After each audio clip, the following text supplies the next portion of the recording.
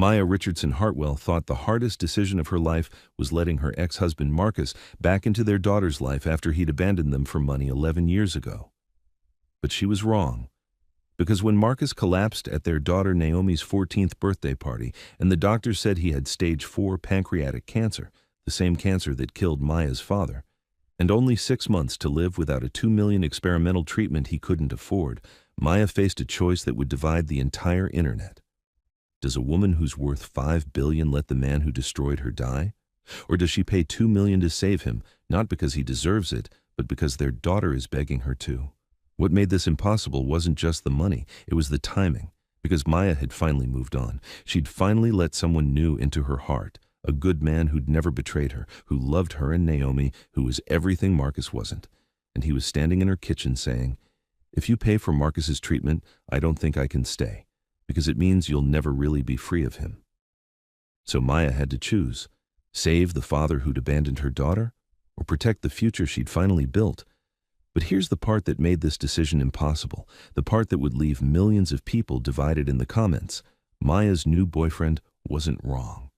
Because even after 3 years of Marcus proving he'd changed, even after supervised visits became unsupervised, even after he'd shown up for every birthday and every school play and every moment that mattered, Maya still woke up some mornings with her chest tight, remembering the day he'd signed divorce papers while she was grieving her father. Still heard his voice saying, "You'll never be enough," echoing in the quiet moments. Still carried scars that had healed over but never fully disappeared. And now she had to decide. Was mercy about saving someone who'd destroyed you? Or was it about finally choosing herself, her peace, her future, with a man who'd never made her feel small? Because what nobody tells you about forgiveness is that it doesn't erase the past. It just teaches you to live with it. And Maya was about to find out if she could live with watching Marcus die, or if living with saving him would cost her everything she'd finally found. Listen, if you haven't watched parts 1, 2, and 3 of Maya's story, the links are in the description, and you absolutely need to watch them. Because what's about to happen will only make sense if you understand the 11-year journey that brought us here. But if you're caught up, hit that subscribe button right now and turn on all notifications, because this final part is going to test everything you think you know about mercy, boundaries, and what we owe the people who once broke us. Smash that like button if you've ever had to choose between justice and compassion. And comment below. If you were Maya, what would you do? Let him die or save him? Be honest.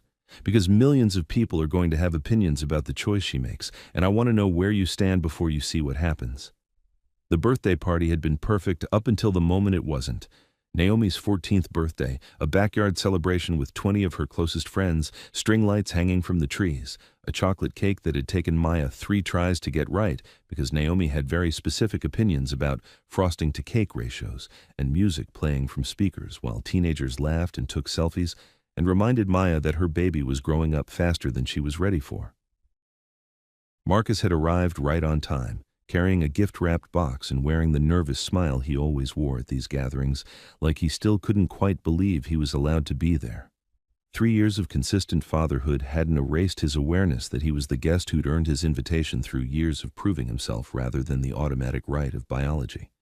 Maya watched him from the kitchen window, where she was refilling the lemonade pitcher, and felt that familiar, complicated knot in her chest, gratitude that he'd shown up, relief that Naomi was happy, and underneath it all, a whisper of resentment she'd never quite silenced that said, "He gets to be here now, after missing the first 11 years, after destroying me, after everything." "You okay?" A voice behind her, warm and steady, and she turned to see David Chen, her boyfriend of 8 months, the man who'd walked into her life last year at a foundation fundraiser and somehow made her believe she could trust again. David was everything Marcus wasn't. Patient where Marcus had been impulsive, steady where Marcus had been volatile, present where Marcus had been absent. He worked as a pediatric surgeon, spent his weekends volunteering at free clinics, and treated Naomi with the careful respect of someone who understood he wasn't trying to replace her father, just support her mother. "I'm fine," Maya said, letting him pull her close. "Just thinking." About? About how weird it is that this feels normal now. Marcus being here, us being here together, all of it. David kissed her forehead. "Normal is good. Normal is what you deserve." Out in the yard, Marcus was teaching a group of teenage boys some complicated card trick, his hands moving with practiced ease, and Naomi was watching him with the kind of uncomplicated affection that made Maya's heart ache. Her daughter loved her father, actually loved him, not despite what he'd done, but in a way that existed separate from it, in the present tense where Marcus showed up and tried and loved her back. "Mama," Naomi called through the open window, "come out here. Marcus is about to do the trick Grandpa James taught him." Maya's breath caught. Marcus had never known her father. James had died before they could meet, or rather, James had died during that hospital visit where Marcus had asked about life insurance money. But over the past 3 years, Marcus had asked Maya questions about her father, what he was like, what he valued, what mattered to him. And Maya had answered, slowly, carefully, giving Marcus pieces of the man whose legacy he'd once tried to exploit. She walked outside with David, the early autumn air cool against her skin, and watched as Marcus performed an elaborate card trick that ended with him producing the ace of hearts with a flourish. "Your Grandpa James used to do this at the elementary school," Marcus said to Naomi. "Your mama told me about it. He'd do it for kids who were having bad days to make them smile." Naomi beamed. "Can you teach me?" "Absolutely. Next visit I'll—" And then he stopped mid-sentence. His hand went to his chest. His face drained of color so fast it looked like someone had pulled a plug. "Marcus?" Naomi's voice went high with concern. He tried to smile, tried to say something, but instead his knees buckled and he went down hard, collapsing onto the grass while 14 teenagers screamed and parents rushed forward, and Maya's training from years of foundation crisis management kicked in automatically.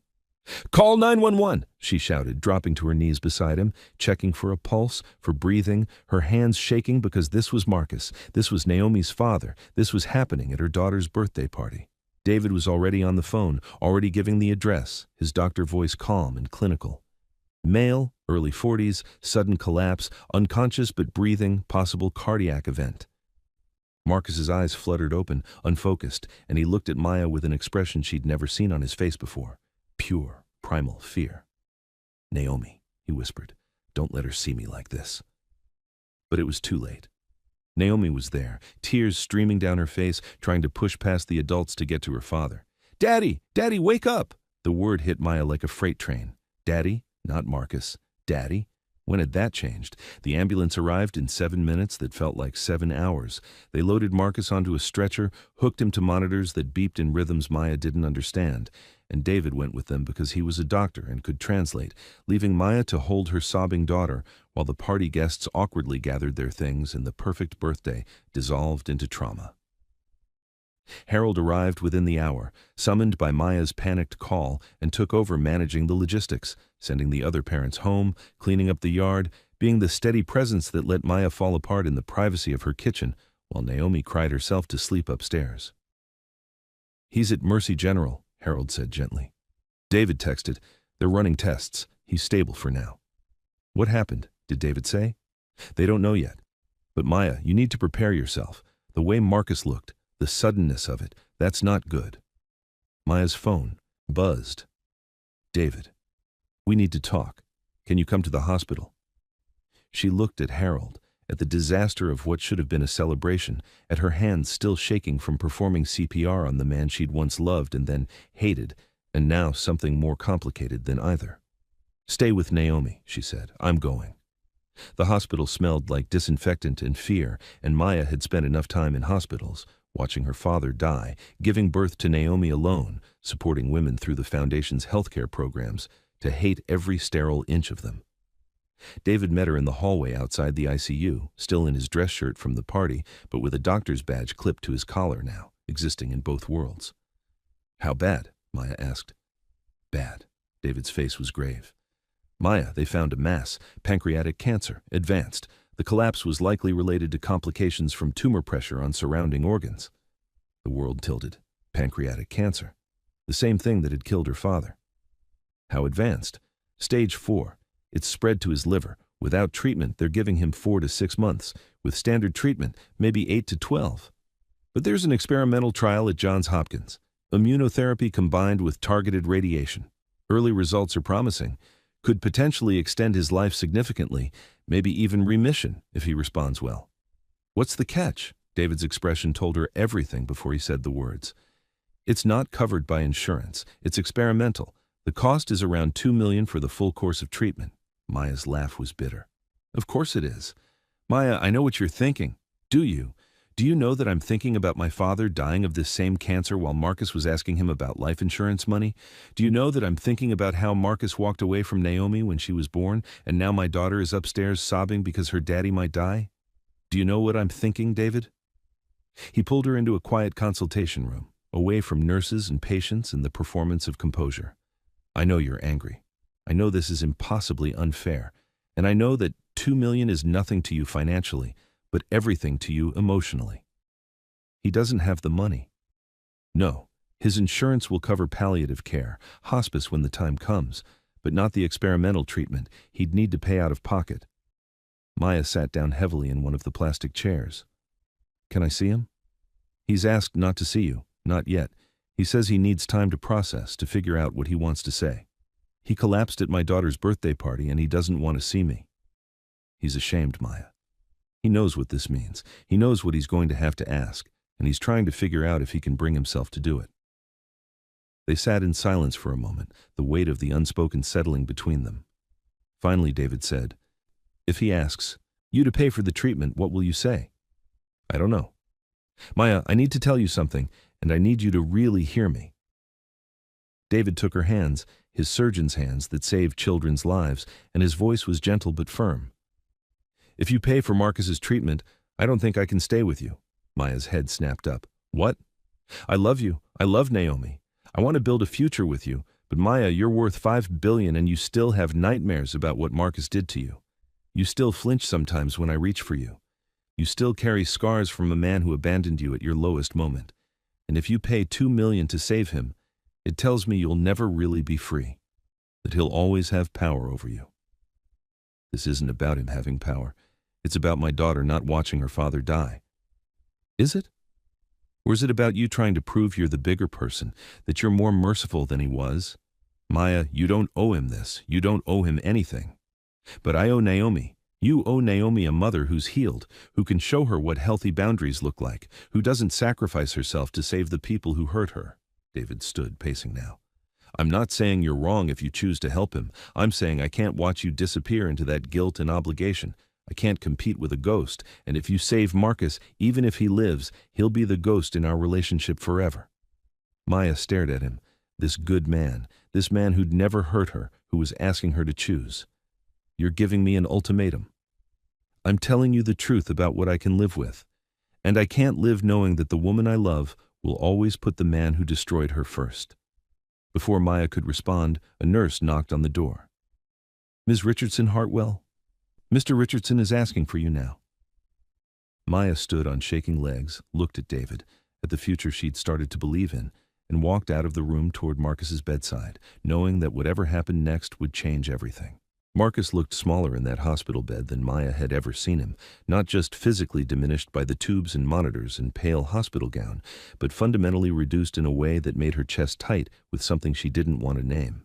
He was 43 years old, the same age her father had been when diagnosed, and the parallel was so cruel it felt deliberate, like the universe was forcing her to relive the worst year of her life with the man who'd made it worse. Thank you for coming, Marcus said, his voice hoarse. The collapse had damaged something in his throat during the fall, the doctor said. Everything about him was breaking down. Maya pulled a chair close, but not too close, maintaining the physical distance that represented the emotional one. David told me, stage 4, I'm sorry. Are you? The question wasn't accusatory.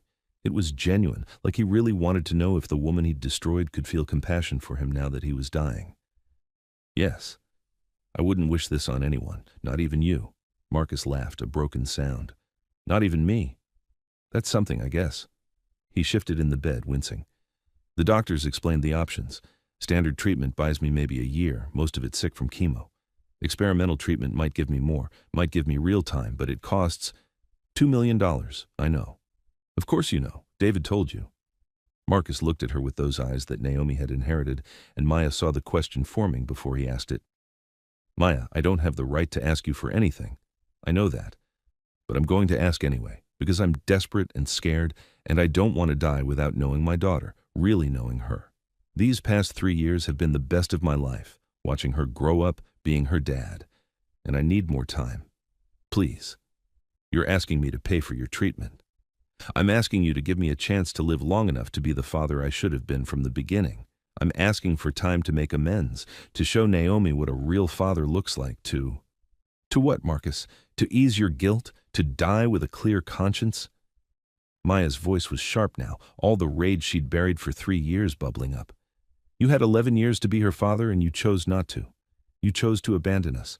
You chose to marry your mistress at my father's funeral. You chose to try to take Naomi for money. You made choices, and now you want me to save you from the consequences? Yes. His honesty was devastating. Yes, I want you to save me from consequences I deserve. Because Naomi doesn't deserve to watch her father die. She's 14. She finally has a dad who shows up, and if I die now, she'll spend the rest of her life wondering if she could have saved me. If you could have saved me. Maya, this isn't about me. It's about protecting our daughter from trauma. Don't you dare weaponize our daughter against me. Don't you dare make this about protecting her when you're the one who's dying. But I am dying, and I'm terrified, and I hate that I have to beg you, that I have to ask the woman I destroyed for mercy, but I don't have any pride left. I just have 6 months and a daughter who loves me and a desperate need for more time. Tears were streaming down his face now, ugly crying, the kind that strips away all pretense. I know what I did to you. I know I don't deserve this, but Naomi deserves a father. Please, please don't let me die when you could save me. Maya stood abruptly, the chair scraping against the linoleum. I need air. She made it to the hallway before the tears came, pressing her back against the wall, sliding down until she was sitting on the cold hospital floor, trying to breathe through the impossible weight of this choice. Save the man who destroyed her or let him die and live with that decision forever. Teach Naomi that mercy means sacrificing yourself, or teach her that boundaries matter even when they hurt. Her phone rang. Harold. Maya, Naomi woke up. She's asking about Marcus. What do I tell her? The truth. He's sick. Very sick. How sick? Cancer. 6 months without treatment. Harold's sharp intake of breath told her he understood the cruel irony. Like your father. Exactly like my father. Harold, what do I do? What do you want to do? I want to go back in time and never let him into our lives. I want Naomi to never have known him so she wouldn't hurt like this. Her voice broke. I want someone to tell me what the right answer is. Maya, listen to me. There is no right answer. There's only the answer you can live with. Can you live with letting him die? I don't know. Can you live with saving him? I don't know that either. Harold was quiet for a moment. Your father left you a letter for every occasion. Did you know that? Before he died, he wrote dozens of letters for different moments in your life. Your wedding, Naomi's graduation, moments he knew he'd miss. I have them in a secure vault. He made me promise to give them to you at the right times. Maya's breath caught. Why are you telling me this now? Because he left one for this exact scenario. He called it, When Mercy Costs Everything. He must have known, must have predicted that someday you'd face a choice like this. Do you want me to bring it to you? Yes. No. I don't know. Maya pressed her hand to her chest, feeling her heartbeat against her palm. What would he tell me to do? I don't know. But I know he'd trust you to make the right choice for you. Not for Marcus, not even for Naomi. For you. After Maya hung up, she sat in that hallway for 20 minutes, watching nurses move past, listening to the sounds of the hospital, beeping monitors, hushed conversations, someone crying in a room down the hall. All this suffering, all these people fighting for more time. And Marcus was just one of them, not special because he'd betrayed her, not unworthy of life because he'd been cruel. Just another human being desperate not to die. Her phone buzzed, a text from Naomi. Mama, Uncle Harry told me about Daddy. I need to talk to you. Please come home. Maya drove home in a daze, the city lights blurring through her tears, David's words echoing, If you save Marcus, you'll never be free of him. Harold's words, What can you live with? Marcus's words, Please don't let me die. Naomi was waiting in the living room, curled up on the couch in her pajamas, her eyes red and swollen from crying. She looked so young, so vulnerable, and Maya remembered with painful clarity what it felt like to be 14 and watch a parent slip away. Mama, is Daddy going to die? Maya sat beside her, pulling Naomi close. The doctors say he's very sick, baby. He has cancer, the same kind Grandpa James had. Can they fix it? There's a treatment that might help, but it's expensive, and his insurance won't cover it. Naomi pulled back, looking at her mother with those intelligent eyes that saw too much. How expensive? Very. But you could afford it. It wasn't a question. Naomi was 14, not stupid.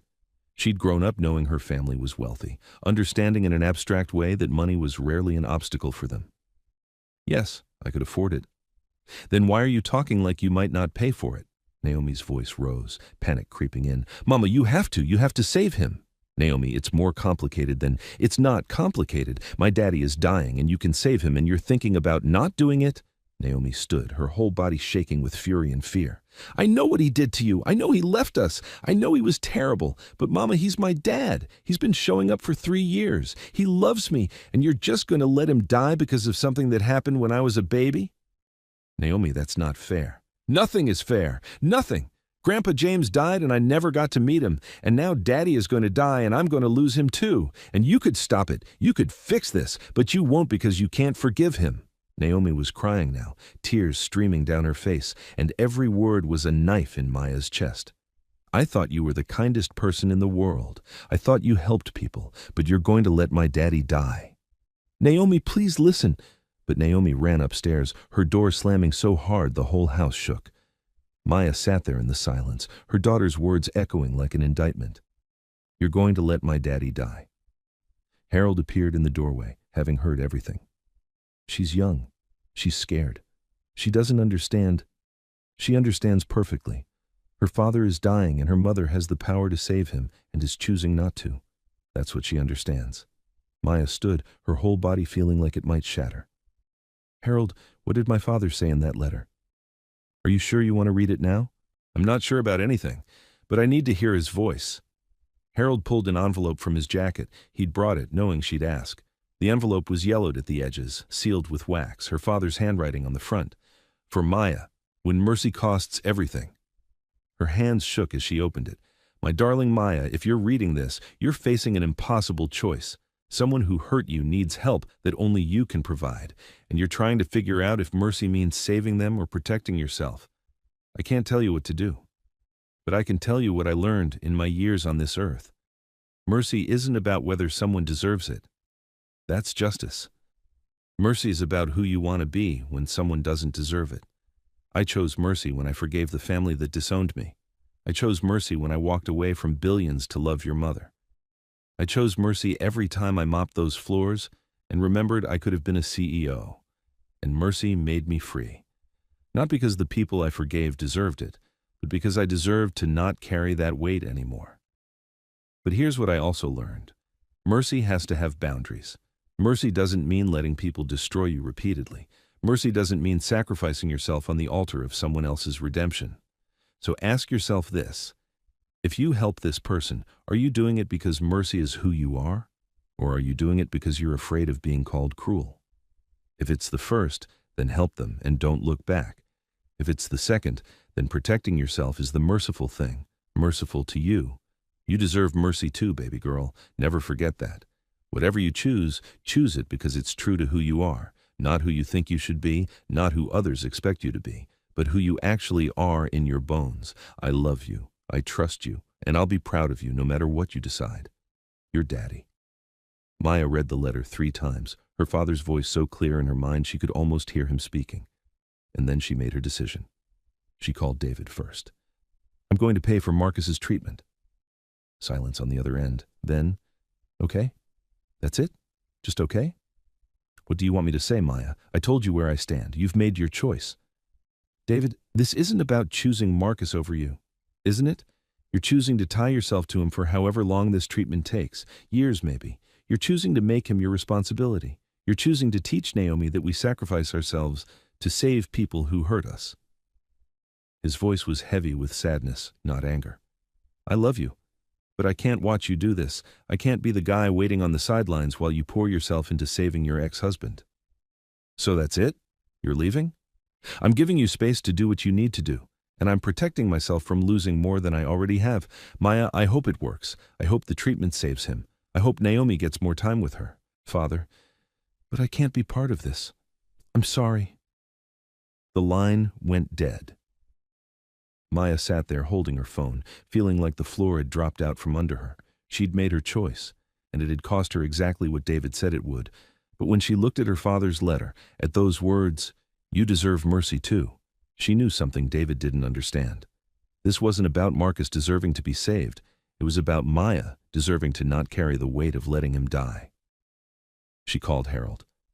Set up a meeting with Marcus's oncology team. I'm paying for the treatment, all of it, whatever he needs. Are you sure? No, but I'm doing it anyway. She went upstairs and knocked on Naomi's door. Baby, can I come in? Naomi opened the door, her face blotchy from crying. Are you going to save him? Yes. Naomi threw her arms around Maya's waist, sobbing into her mother's chest. Thank you, Mama. I'm sorry I said those things. I'm so sorry. Shh. You were scared. I understand.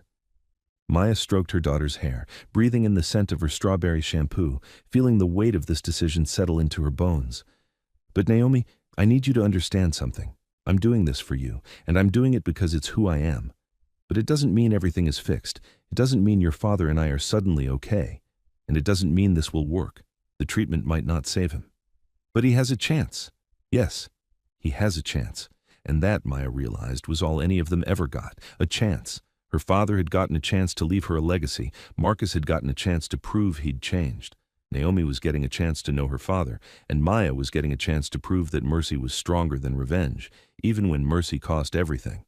The next morning, Maya walked into Marcus's hospital room with Harold, a lawyer, and a contract. Marcus looked up, hope and fear warring on his face.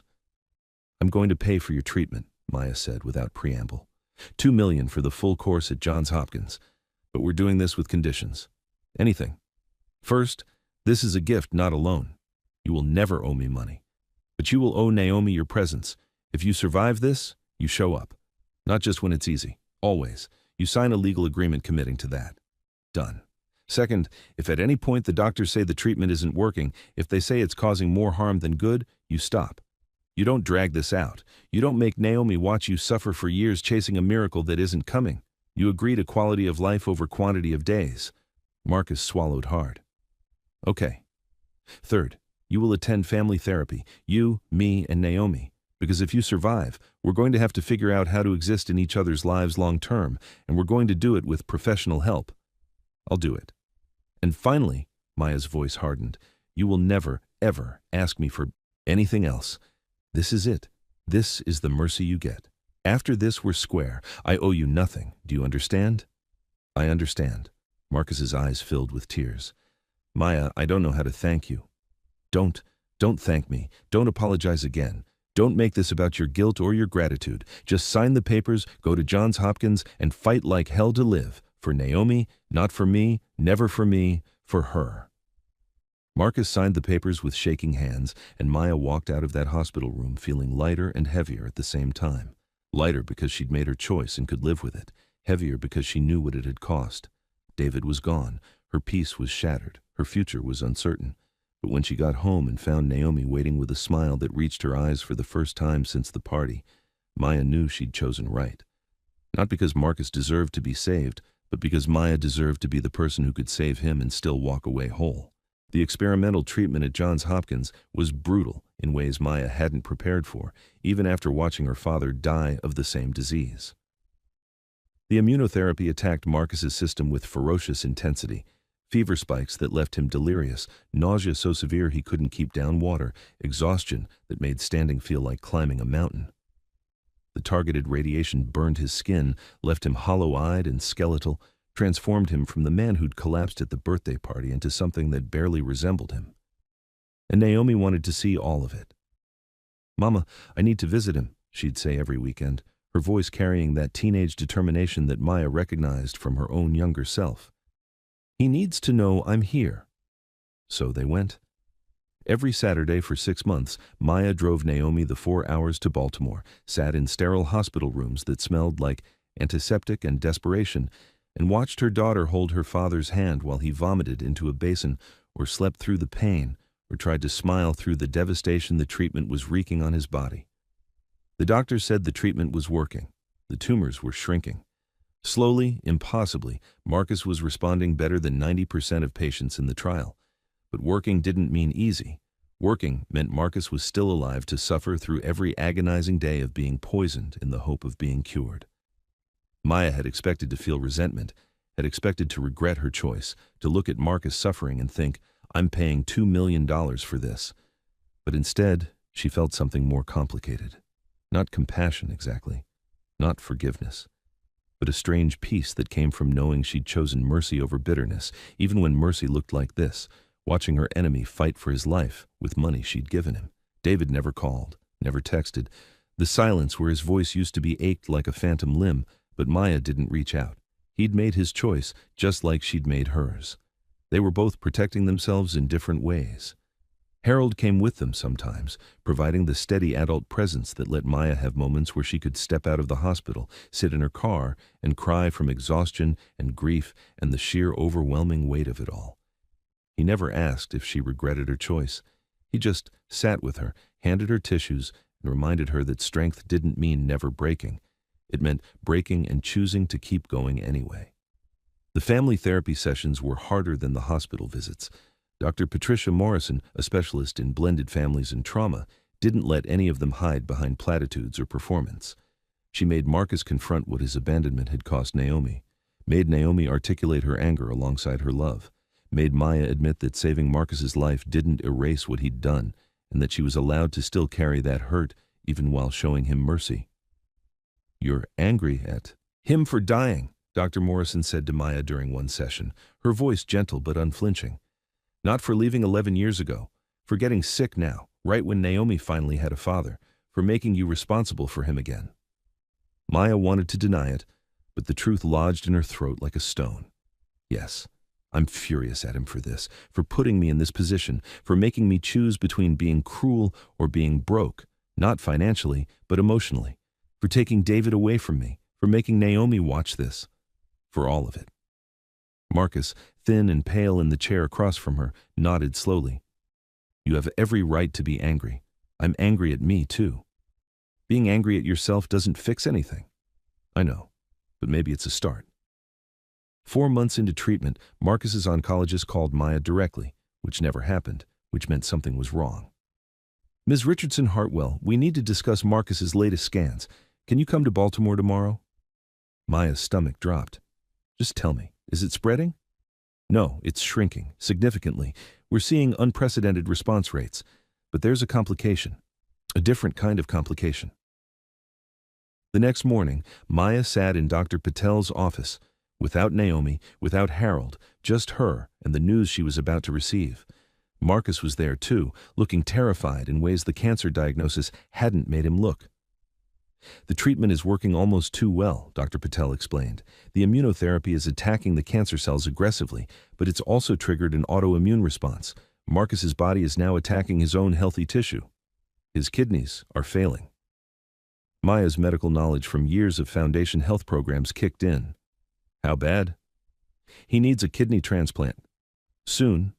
He's been placed on the donor list, but given his medical history and the ongoing cancer treatment, he's not high priority.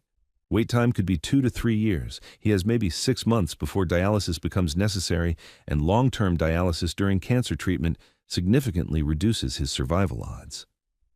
The irony was so cruel Maya almost laughed. She'd paid $2 million to save Marcus from cancer, and now his own immune system was killing him anyway. "What about living donation?" Marcus asked quietly. "That would be ideal. If you have a compatible relative or friend willing to donate, we could fast-track the surgery. But the donor would need to be a close match, blood type, tissue type, several other factors, and they'd need to be in excellent health." After the appointment, Maya and Marcus sat in his hospital room in heavy silence. "I don't have anyone," Marcus finally said. "No siblings. My parents are dead. My extended family wrote me off years ago when I divorced you, and the scandal hit the press. I burned every bridge I ever had." "What about Naomi?" "She's 14, too young to donate. And even if she were older, I'd never ask her to give me part of her body. After everything I've put her through." Maya pulled out her phone, texting Harold. "Need you to run a medical compatibility check. Marcus needs a kidney. Check his file against Foundation Donor Database." Marcus watched her, understanding dawning. "Maya, no. You've done enough. You've given me so much already.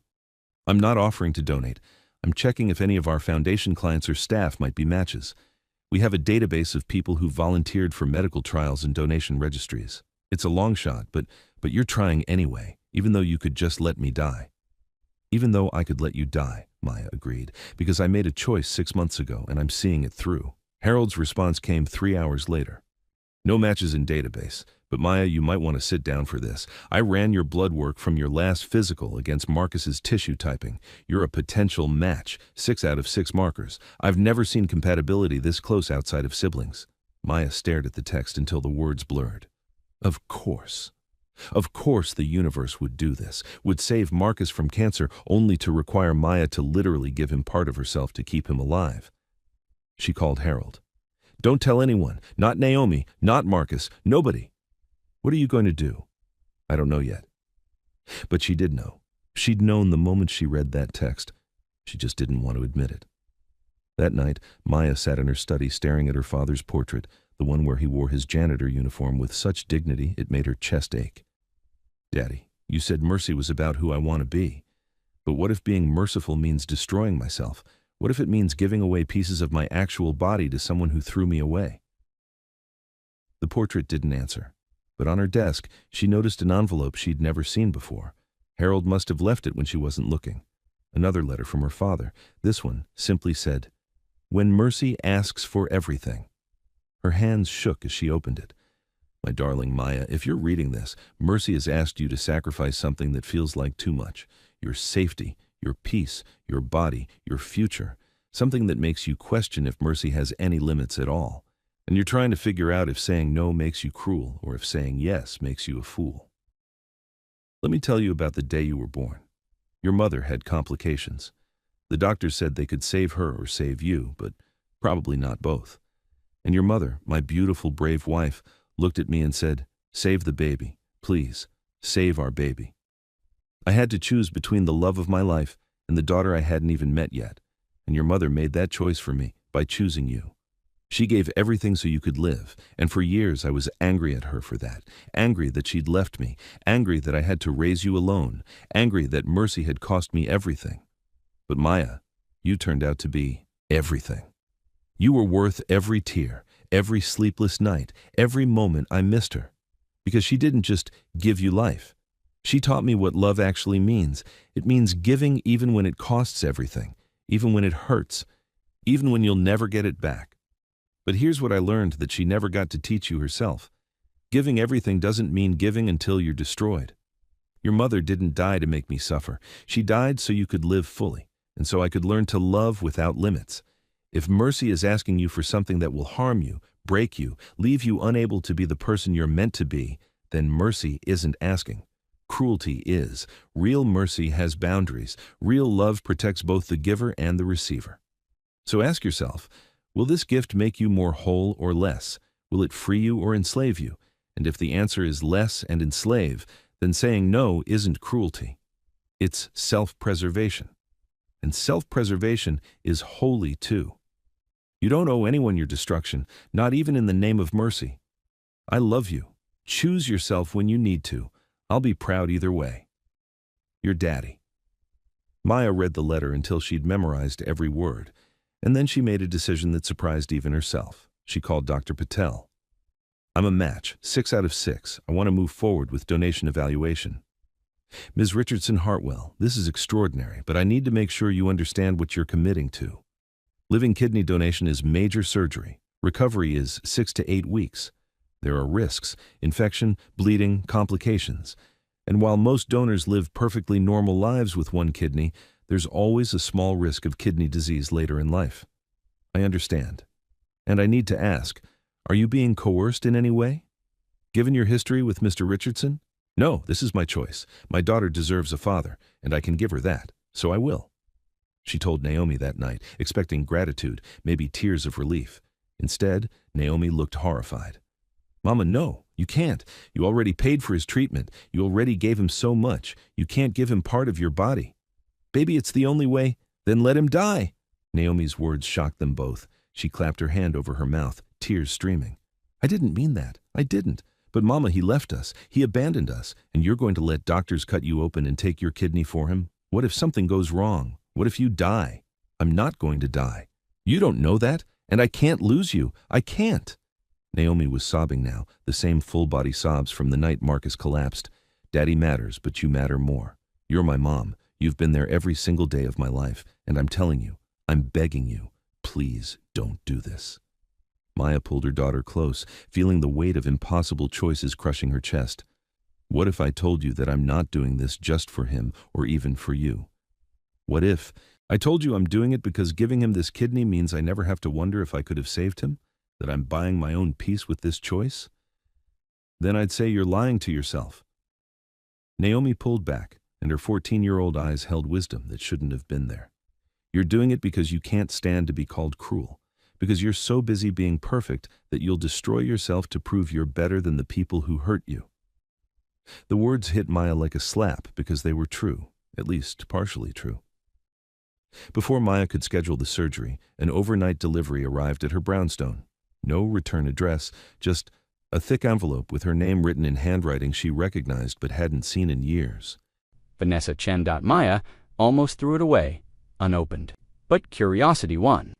She opened the envelope and pulled out a letter and a cashier's check for $2.4 million. The letter read, Maya, I know you don't want to hear from me. I promised I'd never contact you again. But I'm breaking that promise because I heard about Marcus needing a kidney, and I heard that you're planning to donate, and I can't let you do that without telling you something I should have told you years ago. When Marcus and I were together, in those early affair days when I thought I was winning and you were losing, he told me something I've never forgotten. He said, Maya is too good. That's the problem. She's so busy being good that she doesn't know how to protect herself. And people like us, Vanessa, we take advantage of that. We use her goodness against her. I laughed when he said it. I thought it made us smart. But now, 5 years into trying to rebuild a life I destroyed, I understand what he was really saying. You give too much. And people like Marcus and me, we take and take until you have nothing left. So I'm asking you, as someone who hurt you and learned too late what that cost, don't give him your kidney. You've given enough. Let me give instead. I've spent the last year getting tested as a potential donor for anyone. I've been on donor registries, trying to do something good, trying to prove I'm more than the worst thing I did. Last month, I got tested against Marcus's profile on the National Registry, just to see. I'm a match. 4 out of 6 markers. Not as good as you, but good enough. The doctors say it could work. So here's what I'm proposing. I'll donate my kidney to Marcus. You take this money, it's every cent I've saved over 5 years of living in that shelter, working 3 jobs, rebuilding from nothing. It's not enough to repay what the foundation gave me, but it's something. Use it however you want. But please, let me do this. Let me give him something so you don't have to.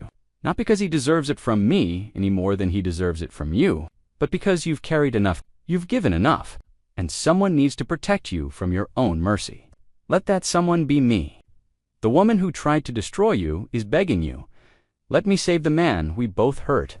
Let me give you the one thing I never gave you before, the chance to walk away. My contact information is below if you want to discuss this. But if I never hear from you, I'll understand. Just please, consider it. You deserve to keep all of yourself. Vanessa. Maya read the letter 3 times, then called Dr. Patel. There's another potential donor. Vanessa Chen, 4 out of 6 markers. Can you evaluate her?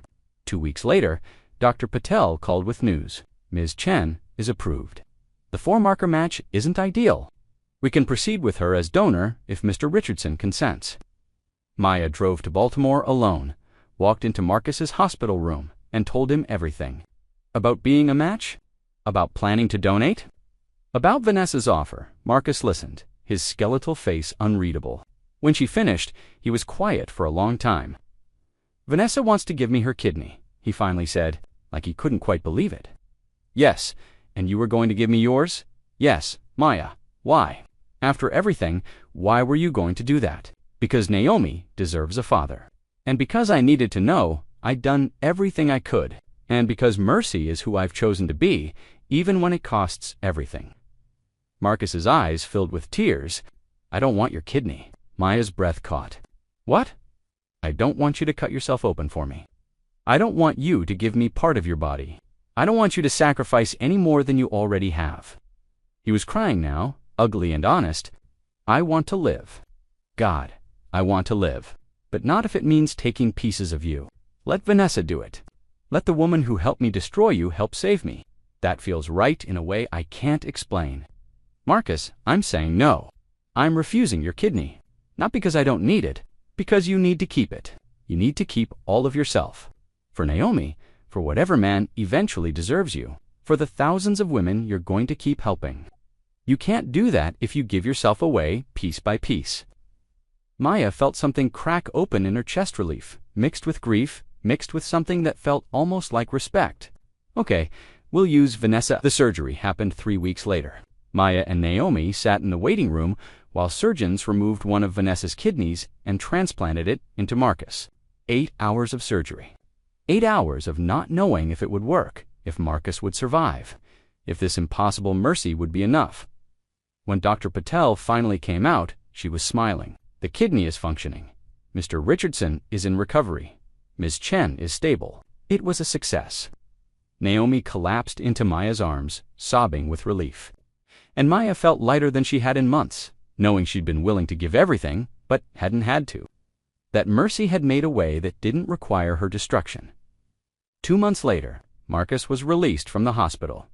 Cancer-free kidney functioning, alive against all odds, he moved into a small apartment near Naomi's school. Started working part-time at a nonprofit that helped low-income families and showed up for every custody visit, every school event, every moment that mattered.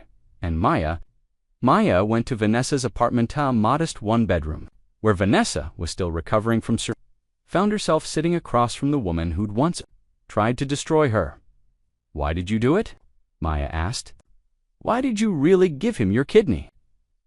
Vanessa looked out the window, her hand resting on her healing incision. "Because 5 years ago, you saved my life when you had every reason to let me drown. The foundation, the shelter, the second chance, all of it, came from you. And I realized that mercy isn't something you earn. It's something someone chooses to give. So I chose to give it, not to Marcus. To you, to give you back the piece of yourself you were about to sacrifice." "Thank you," Maya said quietly. "I don't forgive you for what you did, but I'm grateful for what you've done. That's enough, more than enough." 6 months after the surgery, Maya got a call that made her heart stop. David's voice, careful and tentative. "I heard about everything. About Marcus's kidney. About you planning to donate. About Vanessa. Maya, can we talk?" They met at a coffee shop, neutral ground, and sat across from each other like strangers who used to be intimate. "I was wrong," David said without preamble. "When I left, I thought you saving Marcus meant you'd never be free of him. But I was scared. Scared that I'd always be competing with your past, that I'd never be enough, and I made you choose between mercy and me. That wasn't fair. No, it wasn't. But you made the right choice. Not choosing Marcus, choosing to be who you are, even when it cost you." He reached across the table, not quite touching her hand. "I don't know if there's still a chance for us. I don't know if you can forgive me for leaving when you needed support instead of ultimatums. But I wanted you to know. I see you now. I see what you did. And it's the most extraordinary thing I've ever witnessed." Maya looked at this good man who'd run when things got hard, who'd come back when it was safe, and felt something settle in her chest. Not quite forgiveness. Not quite trust. But possibility.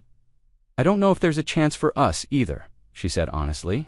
"But I'm willing to find out, slowly, with no ultimatums, with honesty about what we can handle. I can do slow." Then let's start there. On what would have been her father's 74th birthday, Maya took Naomi to the cemetery. Her daughter was 15 now, navigating high school, splitting time between two parents who'd finally figured out how to coexist peacefully, growing into a young woman who understood that mercy and boundaries could coexist. "Mama, do you think Grandpa James would be proud of what you did? Saving Daddy, even though it cost you David the first time?" Maya thought about it carefully. "I think he'd be proud that I was willing to give everything, and equally proud that I was wise enough to let someone else give instead. That's what mercy with boundaries looks like. Being willing, but not self-destructive." "Do you think Daddy will stay healthy?" "I hope so. But even if he doesn't, we gave him time. Years, maybe. And that time let you know your father. That's worth something." Naomi nodded, placing yellow roses on her grandfather's grave. "I'm glad you didn't die saving him. I'm glad Vanessa did it instead. Is that selfish? No, baby. It's self-preservation. And that's holy too." They walked back to the car, and Maya felt her phone buzz. A text from the Foundation just helped our 150,000th woman and child. Your father's legacy continues to change the world. Maya looked at her daughter, at the city skyline in the distance, at the life she'd built from ashes and betrayal and impossible choices, and she understood finally what her father had been trying to teach her all along. Mercy wasn't about saving everyone. It was about being willing to give without destroying yourself in the process. About knowing when to open your hands and when to close them. About understanding that you could be both kind and boundaried, both generous and self-protective. Marcus had gotten his life back. Vanessa had gotten redemption. Naomi had gotten her father. David had gotten a second chance. And Maya? Maya had gotten to keep herself whole while still being the person her father raised her to be. That was the real victory. Not that she'd saved Marcus, but that she'd saved herself while being willing to save him. And that was worth more than all. The billions in the world. So let me ask you the hardest question yet. If you were Maya, and you were a perfect kidney match for someone who'd destroyed you, someone who'd abandoned you at your lowest point, someone your daughter loved, would you donate? Would you literally give part of your body to save them? Or would you let someone else step in? Be brutally honest. Drop your answer in the comments right now, because I guarantee you, the comments are going to be split on this one. And here's the deeper question. Have you ever been in a situation where mercy asked for more than you thought you could give? Where doing the right thing meant sacrificing something so big you weren't sure you'd survive it? Tell me your story, because Maya's story shows us that mercy has to have limits. That giving doesn't mean giving until you're destroyed, and that sometimes the most powerful thing you can do is let someone else carry the weight you've been carrying alone. Now, Dash, where are you watching this from? And which of the 4 parts hit you the hardest? Drop your location and tell me. Was it part 1, where she inherited the billions? Part 2, where she destroyed Marcus in court? Part 3, where she let him back into Naomi's life? Or Part 4, where she almost gave him her kidney? Comment below. Let's see which moment broke you the most. If you've watched all 4 parts of this series, if you've spent the last 2 hours crying and cheering and questioning everything you thought, you knew about forgiveness and boundaries and what we owe the people who hurt us then, you need to do 4 things right now. First, hit that subscribe button and turn on all notifications, because I post stories like this that will wreck you in the best way. Stories about real people facing impossible choices and finding strength they didn't know they had. Second, smash that like button if you believe mercy should have boundaries. If you believe giving doesn't mean self-destruction. If you believe you can be both kind and protected at the same time. Third, share this entire series with someone who needs to hear it. Someone in a complicated co-parenting situation. Someone who's been too merciful and paid the price. Someone who's struggling with whether to help someone who hurt them. Share it. Let them know they're not alone in these impossible choices. And fourth, this is important. Go back and watch all 4 parts again, because I promise you, there are details you missed. Moments that will hit differently now that you know how it ends. Lessons that will land deeper on the second viewing. Thank you for going on this entire journey with Maya. From her lowest moment, when Marcus left her pregnant and grieving, to her highest moment, when she inherited billions, to her most powerful moment, when she realized mercy doesn't mean martyrdom. This has been the complete story of a woman who learned that real wealth isn't money eats, knowing who you are and refusing to compromise that, even in the name of doing good. Now, go live your life with boundaries and mercy, with kindness and self-protection, with open hands and a guarded heart when you need it, just like Maya, just like her father taught her, just like you can too. You are never alone. You are never powerless. You deserve mercy too.